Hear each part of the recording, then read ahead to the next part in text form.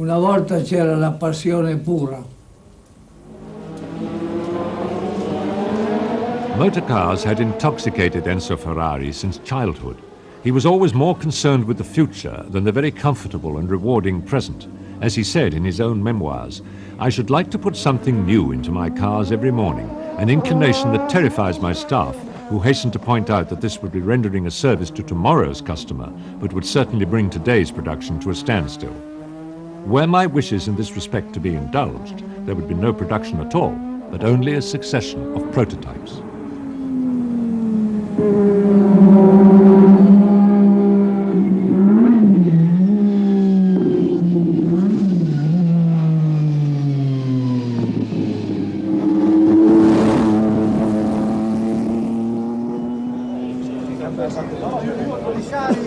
Ferrari engineers have always known a great deal of pressure from the man who likes to stir things up. Nevertheless, he has always attracted the best and the brightest from Italy and abroad.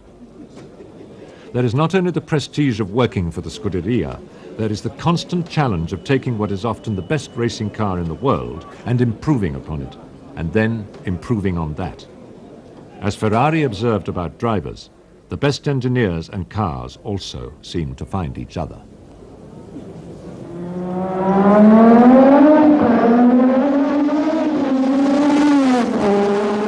The famed Cavallino restaurant, immediately across from the Maranello factory, was to host in 1986 an historic meeting that few thought was ever likely to occur. Enzo Ferrari had long held views on the conduct or misconduct of Grand Prix racing, which were strongly counter to those of the governing body, the FIA, and diametrically opposed to the commercial adjunct FOCA. But they finally resolved their differences. Io sarei felice di poter parlare, ma se voi continuate con i vostri macchinismi, io mi trovo terribilmente a disagio. Ecco. Sono lieto di salutare oggi a Maranello il battesimo del nuovo Concorde che definisce per altri 5 anni il cammino della Formula 1.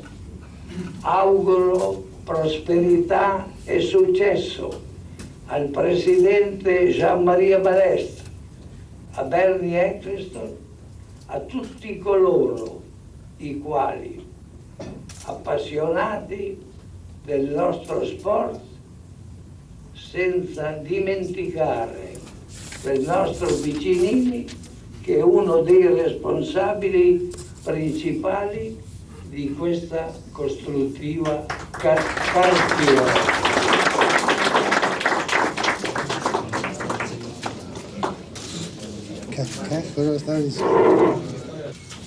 La Fédération internationale de l'automobile, en témoignage de reconnaissance au pape du sport automobile.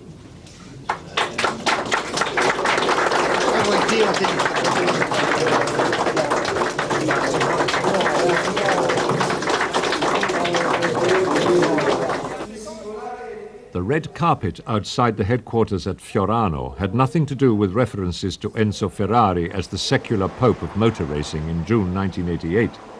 It had been rolled out for a man who had never driven a motor car in his life.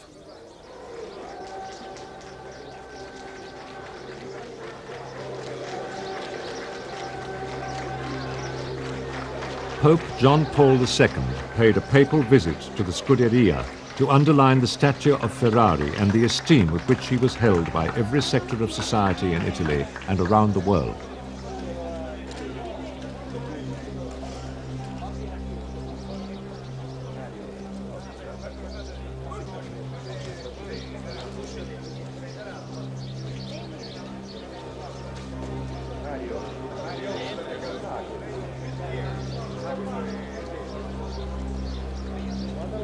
As Enzo Ferrari lay stricken with his final illness, he could be comforted by the warmth of being that rare human who had seen his dream come true.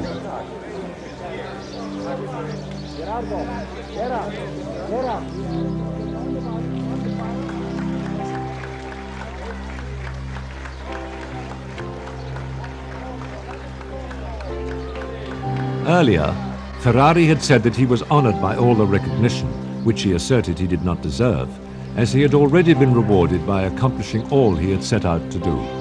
The merit is due to all my collaborators who were able to interpret my ideas and my desires.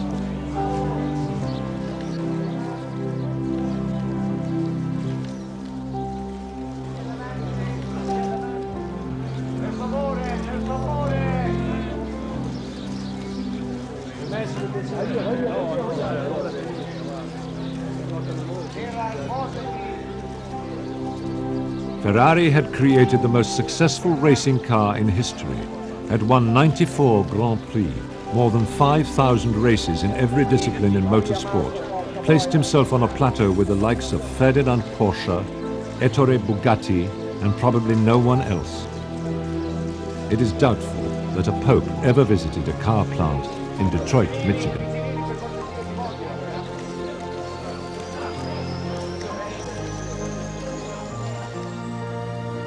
Ferrari will continue. The energy and drive displayed by Enzo Ferrari well into his 90th year has left an impetus that will carry far into the future. At the first Italian Grand Prix after his death, Ferrari finished 1-2. The legacy is already firmly there. Quel est votre secret pour garder cette jeunesse aussi longtemps? Est-ce que vous avez un secret? Ah, una cosa molto semplice, poco di tutto.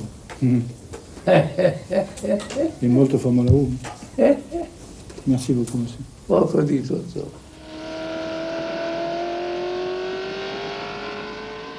A dream is something that keeps a man alive. Enzo Ferrari has said, "I have no real interest outside racing cars. The Ferrari is the living expression of my dreams." Fate is to a good extent in our hands if only we know clearly what we want and are steadfast in our purpose.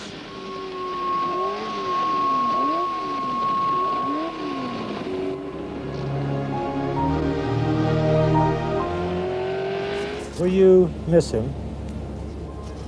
I didn't miss him because I believe him is still alive.